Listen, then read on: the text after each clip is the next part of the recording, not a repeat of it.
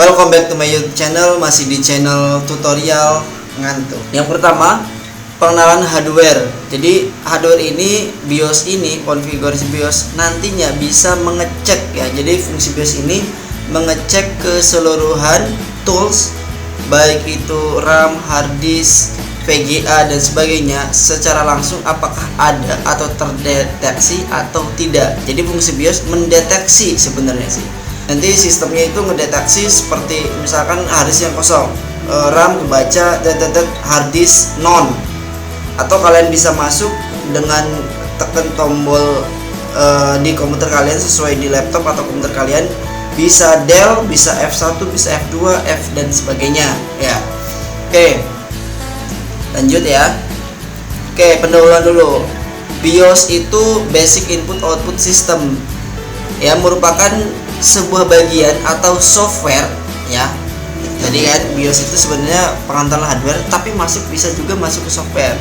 Yaitu sebuah program atau software antarmuka tingkat rendah yang berfungsi mengendalikan atau mengontrol perangkat keras yang terpasang pada komputer. Tadi mengontrol ya. Mengontrol itu mendeteksi bisa, mengendalikan bisa, mengubah sistem yang ada di BIOS bisa, seperti itu.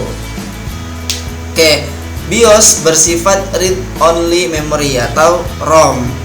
Makanya BIOS biasanya itu sudah sesuai dengan pabriknya. Misalnya taruhlah laptop Acer dengan konfigurasi BIOS, tampilan BIOS yang sesuai dengan ROM yang disimpan oleh produk tersebut.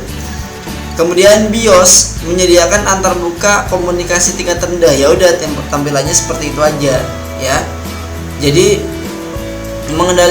dan dapat mengendalikan banyak jenis perangkat keras menggunakan keyboard. Jadi mouse-nya tidak bisa digunakan. Jadi hanya yang digunakan ketika kalian masuk ke BIOS yaitu hanya menggunakan perangkat keyboard. Oke, fungsi BIOS. Fungsi BIOS inisialisasi atau penyalaan serta mengujikan terhadap perangkat keras dalam proses yang disebut dengan power on self test atau POS. Yang tadi ya, pengujian. Ketika nyalain BIOS, sebenarnya BIOS itu bakal membaca, menganalisa hard disknya apa, RAM-nya apa, RAM-nya berapa, VGA, chipset dan sebagainya, itu jangan dibaca. Kemudian yang kedua, memuat dan menjalankan sistem operasi. Nah, BIOS itu juga bisa menjalankan sistem operasi nantinya. Kemudian yang ketiga, mengatur beberapa konfigurasi dasar kayak waktu, tanggal, media penyimpanan, proses booting. Kayak tanggal ya. Tanggal ini kalian bisa atur. Kemudian waktu juga kalian bisa atur di BIOS. Kemudian media penyimpanan. Jadi media penyimpanan itu ada primary, ID primary ya, kabel IDE primary, atau bisa juga konfigurasi proses booting. Jadi konfigurasi proses booting di sini digunakan yang diutamakan dalam hal biasanya penginstalan. Biasanya konfigurasi proses booting ini misalnya saya pengen install Microsoft ya, atau Windows. Microsoft. Saya pengen install Windows. Taruhlah Windows 10. Windows 10 saya itu dalam bentuk CD ya. Jadi dalam bentuk compact disk. Makanya ketika kalian konfigurasi booting, kalian pilih yang pertama kali bootingnya itu CD driver atau DVD driver, yang kedua hard disk. Atau misalnya sekarang itu males atau jarang sekali orang pakai CD ya. Sekarang itu sudah banyak yang menggunakan flash disk. Gimana caranya? Kalian nanti saya ajarkan. Pokoknya kalian akan bootable dulu hard disknya. Bootable dulu flash disknya. Kemudian di konfigurasi proses booting yang pertama kali itu removable disk atau removable apa ya kalau bahasa flash disknya kayak gitu, removable bla bla bla. Itu yang pertama. Yang keduanya taruh hard disk. Kemudian fungsi dari BIOS juga bisa menganalisa kinerja dan kestabilan komputer. Dan yang keempat, membantu sistem operasi dan aplikasi dalam proses pengaturan perangkat keras dengan menggunakan BIOS Runtime Service. Kayak kegiatan yang dilakukan BIOS ya, melakukan pengecekan tadi ya. Pengecekan apa aja? Hardware-nya. Pertama VGA ya. VGA, yang kedua monitornya apa? Yang ketiga keyboardnya terdeteksi enggak, mouse, RAM, hard disk, printer, disk drive ya. Kemudian prosesor dan pendukung lainnya. Di sini ada main, advance, ada boot, ada security dan exit. Komponen BIOS, program BIOS memungkinkan pengguna untuk mengubah konfigurasi komputer. Tadi ya sudah saya jelaskan, mengubah konfigurasi komputer, bisa mengubah, bisa mengutamakan apa dulu dan sebagainya. Ini silakan kalian pelajarin sendiri ya. BIOS, perbedaan BIOS dan sistem operasi. BIOS sarana penampungan. Kalau sistem operasi sekumpulan perintah untuk mengontrol, mengatur, mengawasi, menggandakan semua kegiatan sistem kerja, bla bla bla bla. Oke. Jadi jenis BIOS ada World BIOS, ada EMI American Megatrend BIOS, ada Ponic BIOS. Seperti inilah biasanya tampilan-tampilan sebelum kalian masuk ya. World BIOS tampilannya seperti ini, AMI BIOS tampilannya seperti ini. Walaupun tampilan World BIOS biasanya di Windows berapa ya? Windows XP. Kemudian AMI BIOS bisa Windows XP 7 dan sebagainya. Ini Ponic BIOS jarang sekali ya tampilan seperti ini. Tempat penyimpanan BIOS itu di dalam ini nih ya, di dalam sini. BIOS tersimpan dalam flash ROM. Sebutnya biasanya ada kecil ya, kotak atau biasanya bulat tandanya. Oke, kalau update BIOS rata-rata jarang sekali. Konfigurasi BIOS, standar CMOS setup, konfigurasi waktu real time clock ya. Kemudian konfigurasi ID atau FDD. ID itu kabel ID yang diutamakan atau yang secondary dan sebagainya. Kemudian konfigurasi BIOS, ada konfigurasi BIOS itu power management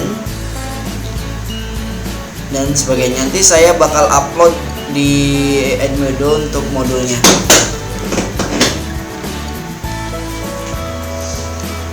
Bunyi troubleshooting pada BIOS, ketika bunyi beep satu kali, beep, atau nanti gerak lagi beep kayak gitu, berarti RAM-nya rusak atau tidak terpasang dengan benar. Tapi kalau beepnya itu terus-terusan ya, atau beepnya 6 kali, biasanya menunjukkan keyboard yang rusak atau tidak terpasang dengan benar dan sebagainya ya. Ada World BIOS, ada Ponic BIOS. Oke. Nah biasanya kita menggunakan yang di World BIOS, beep satu kali panjang beep kayak gitu ya, bunyi tit kayak gitu. Ketika nanti kita coba troubleshooting, pokoknya ada nanti ketika RAM-nya tidak terpasang dengan baik, di sini ada bunyi tit kayak gitu, panjang terus menerus, bahwa RAM-nya rusak atau tidak terpasang dengan benar. Oke, sekarang kita proses startup komputer. Jadi BIOS menjalankan proses power of self test atau POS, itu melakukan pengetesan terhadap komponen-komponen seperti display, adapter, memori, hard disk dan keyboard ya. Ini dibaca saja. Nah, tampilannya nanti akan seperti ini. Oke ya, di sini kita sudah masuk ke booting. Tadi ketika kalian bisa klik F1, F2, del atau semacamnya, biasanya ada tertera di samping bawah kiri. Nah, ini adalah tampilan BIOS-nya. Tampilan BIOS-nya yaitu ada sistem time dan ada sistem date. Nah, di sini kalian bisa mengatur jadi waktu yang sesuai dengan kalian di zonanya gitu ya. Waktu ini bisa sistem date untuk mengatur waktunya, misalnya di sini saya 2016, kalian bisa diatur menjadi 2020. Kemudian waktunya misalnya jam harusnya jam berapa, sekarang kalian bisa dirubah seperti itu. Oke. Kemudian kita masuk ke menu advance ya. Menu Advanced itu ada IDE konfigurasi atau IDE ya. IDE konfigurasi, ada floppy konfigurasi, ada boot setting konfigurasi. Nah, di sini biasanya kita cuma ngecek di IDE konfigurasi. IDE konfigurasi ini nanti kita bisa lihat apakah posisi dari harddisknya di posisi yang pertama atau DVD-nya yang posisi yang pertama. Kayak kita lihat IDE konfigurasinya. Oke, untuk IDE konfigurasi di sini ada primary IDE. Jadi yang pertama hard disk, yang kedua secondary yang kedua yaitu atau secondary IDE channelnya itu CD-ROM. Jadi dalam satu perangkat di situ ternyata ada CD-ROM dan ada hard disknya. Nah, kemungkinan ini settingan di laptop atau di PC yang memang sudah terdapat ada CD-ROM-nya, sudah terdeteksi seperti itu. Jadi kenapa hard disk dulu? Karena nanti ketika booting tidak ada instalasi ya, tidak ada instalasi operating system, ketika booting mereka langsung ngebaca pertama kali itu hard disk. Jadi ketika hard disk sudah diinstal atau sudah ada sistem operasi, itu langsung muncul ke bagian tampilan Windows-nya seperti itu. Kalau floppy disk itu jarang sekali digunakan karena disket itu sangat sulit, atau mungkin sekarang sudah dimuseumkan seperti itu. Nah, ini yang paling penting di sini yaitu di boot. Di boot ini khusus untuk yang mau instalasi. Jadi boot device priority. Kemudian di situ ada disk driver juga ya. Nah, boot device priority, kalian misalnya ada hard disk, ada CD-ROM dan kalian pengen install. Kalian posisikan untuk first boot device CD-ROM yang pertama dan hard disk yang kedua. Ya, itu ada pilihannya kan ya? Ada pilihannya di situ kan? Ada floppy, CD dan sebagainya di situ. Kalau misalkan kalian ada removable atau flash disk, ya di situ nggak ada tulisan flash tapi removable biasanya. Kalian bisa posisikan removable di satu ST atau first boot device, yang kedua baru hard disknya. Nah, kebetulan misalnya saya di sini pakai CD. Jadi first bootnya itu CD-ROM, second boot device-nya baru hard disk. Pak, boleh nggak misalnya first bootnya di CD-ROM, kemudian secondary-nya floppy, yang ketiganya hard disk? Nggak apa-apa. Kenapa? Karena floppy-nya tidak ada, jadi langsung kebaca langsung ke third boot device. Kemudian exit saving change boleh, atau di situ ada petunjuknya ya. Ada kanan kiri, ada atas bawah, ada enter untuk go screen, ada F1 untuk general help, F10 untuk save and exit. Jadi bisa pakai keyboard F10 kemudian yes exit. Oke, mungkin itu saja. Semoga bermanfaat. Jangan lupa like, comment, and subscribe. Bye bye.